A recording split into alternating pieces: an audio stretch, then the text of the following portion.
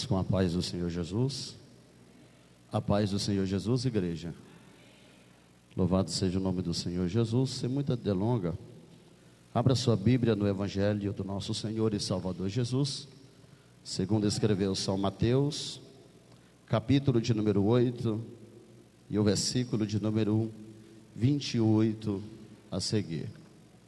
Evangelho de Mateus, capítulo 8, versículo de número 28. Aqueles que forem encontrando, você pode se colocar sobre os vossos pés, por gentileza, nessa noite. Quando você procura e se posiciona, quero aqui nessa noite mandar um beijo para minha esposa, para a missionária Fernanda, para minha filha Emily, e também quero agradecer a Deus pela oportunidade, pela vida do nosso querido e amigo pastor Cássio, pela vida dos servos do Senhor que se encontram aqui nessa noite e vieram juntamente cooperar na obra do nosso Senhor e Salvador Jesus Cristo de Nazaré. Amém? Quem achou o texto pode dizer amém? Amém, igreja? Está escrito assim: que tendo chegado a outra banda, a províncias dos Gergesenos, saíram-lhe ao encontro dois endemoniados, e vindo dos sepulcros tão ferozes, eram que ninguém podia passar por aquele caminho. E eis que clamaram, dizendo: que temos nós contigo, Jesus, Filho de Deus? Viestes aqui atormentar-nos antes do tempo? E andava pastando distante deles uma grande manada de porcos. E os demônios rogaram-lhe, dizendo: se nos expulsa, permite-nos que entremos naquela manada de porcos. E ele lhes disse: ide. E saindo eles, se introduziram na manada dos porcos. E eis que toda aquela manada de porcos se precipitou no mar por um despenhadeiro, e morreram nas águas. Os porqueiros fugiram e chegaram à cidade e divulgaram tudo o que acontecera aos endemoniados. Amém? Amém, igreja? Tome seus assentos em nome do Senhor Jesus. Queridos irmãos, todos nós sabemos que os 4 evangelhos que falam a respeito do nosso Senhor Jesus, eles têm como evidência em atestar resumidamente a respeito do nascimento, da vida, da morte e da ressurreição do nosso Senhor e Salvador Jesus Cristo de Nazaré. Mateus, um dos discípulos escolhido pelo próprio Deus, um dos homens chamado pelo nosso próprio Senhor e Salvador Jesus, ele registra aqui no seu evangelho, no capítulo de número 8, a respeito de uma obra que só o próprio Deus poderia realizar na vida daqueles 2 homens que moravam nas redondezas de Gadara. Porque existem obras que é feita por homens naturais, e existem obras que só o próprio Deus pode realizar na vida de alguém. E eu quero crer que o mesmo Deus que realizou essa tão vasta obra na vida daqueles endemoniados, Ele pode nessa noite fazer uma linda obra aqui em nosso meio. É claro, você tem que abrir a boca, começar a adorar e clamar pela presença do Todo-Poderoso. Possivelmente o nosso Senhor Jesus estava nas redondezas de Cafarnaum. Pode abaixar o fundo musical para mim? Só o fundo musical, abaixa mais um pouquinho. Obrigado. Aí tá bom. Possivelmente o nosso Senhor Jesus estava nas redondezas de Cafarnaum. E aqueles que conhecem a Bíblia sabem muito bem que em Cafarnaum foi o início do ministério público do nosso Senhor e Salvador Jesus Cristo de Nazaré. E Jesus, possivelmente no contexto da palavra que trouxe aqui aos irmãos, talvez Jesus tinha sido convidado para ir à casa, até a sua casa. Talvez Jesus deveria ter sido convidado por um dos discípulos que ele havia escolhido às margens da Galileia, pelo apóstolo São Pedro. Talvez Jesus deveria ter sido recebido um convite do próprio Simão Pedro para ir até a casa da sua sogra, porque talvez Pedro tinha autoconhecimento do estado que estava a sua sogra dentro da sua casa. E a Bíblia Sagrada diz que a sogra de Pedro estava horrivelmente enferma, e a enfermidade era tão intensa, mas tão grande, que a enfermidade tirou a debilidade daquela mulher em fazer as suas funções de dentro de casa. Então a Bíblia Sagrada diz que aquela mulher estava enferma e possivelmente acamada dentro de um quarto, em cima de uma cama. Então talvez Pedro, chamando o nosso Senhor e Salvador Jesus, e conhecendo o estado daquela mulher, Jesus, quando entra na casa da sogra de Pedro e encontra ela acamada, enferma, o Senhor Jesus entra dentro do quarto, pega a mão daquela mulher e coloca em cima da sua, e o texto diz que a enfermidade ela foi repreendida, e automaticamente, depois que ela adquire o milagre da parte de Deus, não é que aquela mulher se coloca de pé novamente, e ela começa a servir aqueles que estão dentro de casa. Talvez tem muitas pessoas que chegaram aqui nessa noite, estão comparados com a sogra de São Pedro, estão vivendo uma enfermidade espiritual, e talvez por isso não conseguem glorificar o nome do Senhor, talvez por isso não conseguem adorar o nome do Senhor Jesus. Mas eu quero dizer nessa noite que os médicos dos médicos, ele já entrou dentro desse lugar, e a maior vontade dele aqui nessa noite é de chegar e fazer a mesma coisa que ele fez na vida da sogra de Pedro. A vontade do nosso Senhor Jesus não é de te ver prostrado espiritual, a vontade do nosso Senhor Jesus é de te colocar de pé aqui nessa noite, para que mesmo você estando dentro da casa, vocês consigam servir o mesmo nessa noite. Porque talvez tenha uma geração que está comparada à sogra de Pedro, irmão, que está dentro da casa, mas está acamada, debilitada, impossível de se locomover. E quantos ministérios estão assim, acometidos por uma febre, está sofrendo uma paralisia horrível. Mas eu prego para aqueles que vieram servir o Senhor aqui nessa noite, e eu quero profetizar que o meu Deus essa noite, Ele vai chegar como um socorro na sua vida nessa noite, nesse lugar aqui. Porque nessa noite desse congresso, o meu Deus, Ele há de colocar muitos ministérios de pés aqui. O meu Deus, Ele há de avivar novamente o nosso Brasil. O meu Deus, Ele há de nessa noite curar muitas enfermidades espirituais. O meu Deus, Ele há de avivar novamente os ministérios que outrora estavam fumegando da presença de Deus, mas hoje estão vivendo um esgotamento espiritual. Mas eu quero profetizar nessa noite que o mesmo Jesus que entrou na casa da sogra de Pedro e estendeu as mãos para ela e colocou aquela mulher de pé, é o mesmo Jesus que vai entrar aqui nessa noite, irmãos.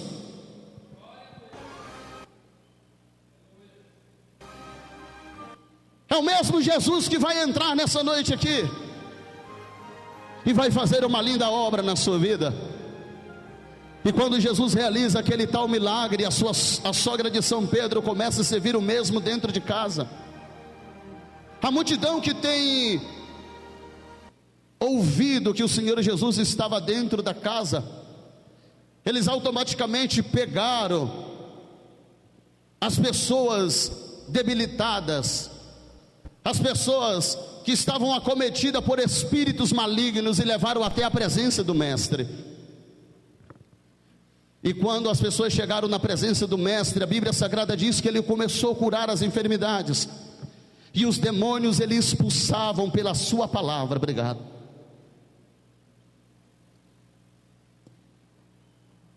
Pela sua palavra, irmãos.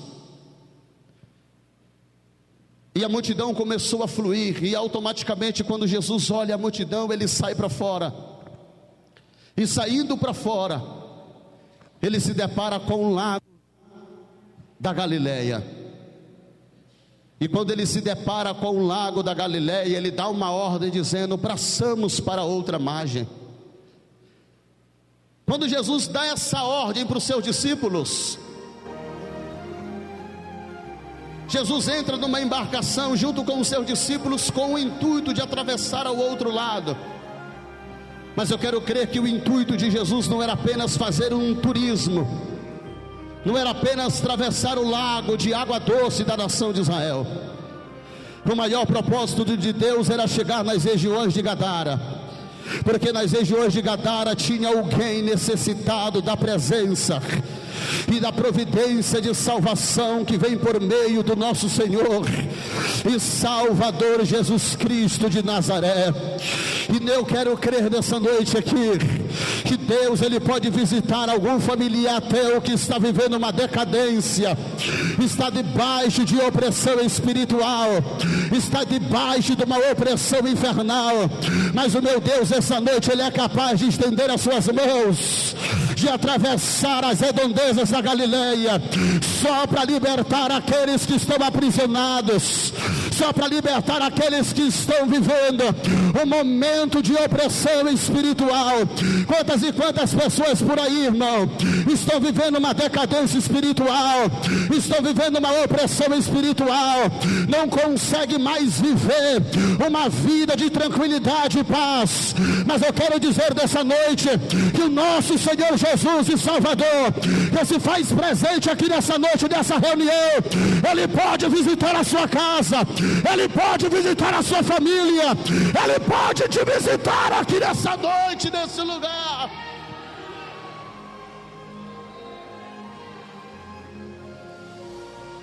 O maior propósito de Jesus de atravessar o lago da Galileia simplesmente é esse personagem que eu li aqui entre os irmãos, porque o texto diz que ele vivia em Gadara, que era uma das cidades de Decápolis. E vivendo nas regiões de Decápolis, ele vivia num cemitério. Cemitério é lugar de gente morta. Cemitério, Samuel Garden, meu bispo, é lugar onde muitos sonhos, meu pastor, estão mortos. E aquele homem aparentemente estava em vida, e o texto diz que pela noite, durante o dia, ele clamava e se cortava com pedras. Ele se cortava com pedras, e ele gritava. E Jesus está na beira da Galileia.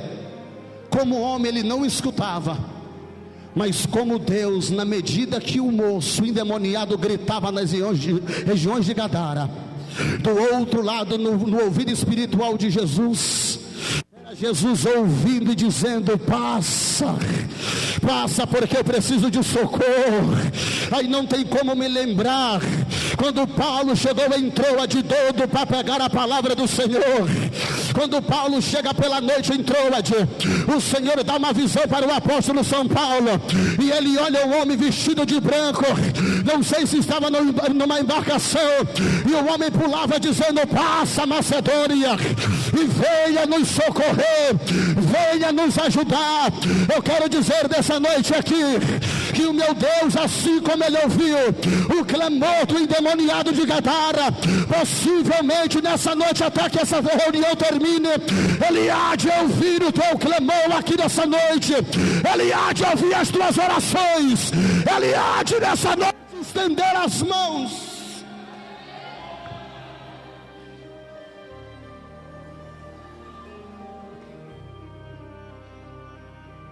E você sabe que quando ele vai atravessando, surge uma grande tempestade.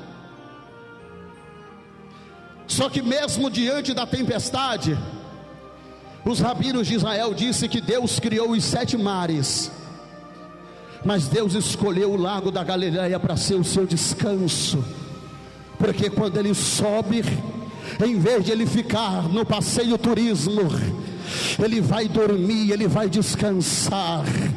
porque o nosso Deus, além de ser Deus, é um ser altamente corajoso. E vale a pena perguntar aqui nessa noite para ver se você abre a boca e dá glória. Cadê aqueles crentes que receberam o espírito de fortaleza? Cadê os pastores que receberam coragem da parte de Deus? Porque Satanás pode até se levantar, mas o verdadeiro crente que tem o espírito de Deus, ele toma a palavra de Mateus 16:18. Jesus abriu a boca e disse que as portas do inferno não prevalecerão contra ela. Cadê a igreja corajosa? Pode abrir a boca e dar um grito de glória.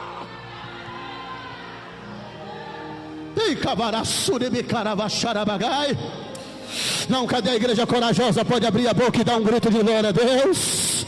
Cadê a igreja que recebeu o Espírito do Senhor aqui nessa noite? Satanás, ele vai ter que recuar, porque eu creio numa nova geração, e essa geração que vem é uma geração cheia de coragem, cheia de glória, cheia de poder.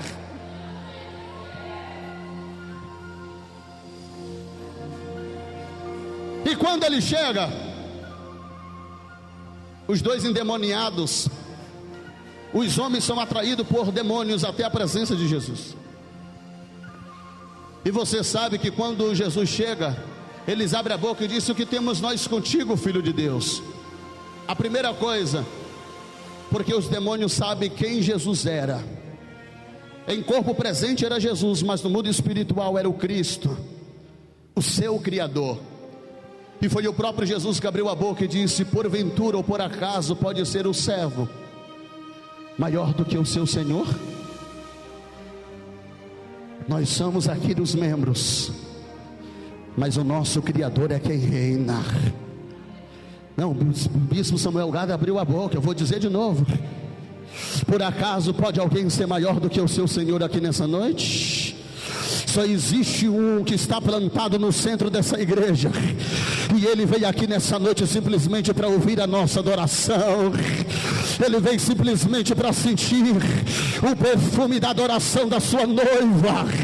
E eu já vou entregar o microfone, mas eu preciso dizer: quem veio adorar o nome do Senhor aqui nessa noite, nessa sexta edição desse congresso Colheita de Almas, abra sua boca e comece a adorar.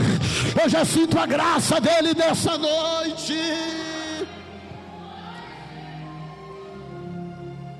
E quando ele chega e se prostra, um dos argumentos que ele faz, ele disse: tu vinhetes antes do tempo. Auto-reconhecimento que a destruição é afirmativa. E terceiro, se tu nos expulsa, permite que a gente entre nas manadas de porcos. E aqui eu encerro. Demônios não foi feito para habitar dentro de mim, dentro de você, porque o porco é um animal impuro, e isso é atestado no Antigo Testamento pela lei, e o próprio Deus falou. E quando os demônios abrem a boca e dizem assim: eu sei que o Senhor vai tirar a gente daqui, não nos mande para o abismo, não, permita que a gente entre nas manadas de porco. Era o próprio demônio reconhecendo: eu sei que o nosso lugar não é dentro do corpo desse homem, porque embora mora na região de Gadara, seja um gentílico, um bárbaro, rejeitado por Israel, mas ele não deixa de ser aquilo que o Senhor falou em Gênesis 2,17.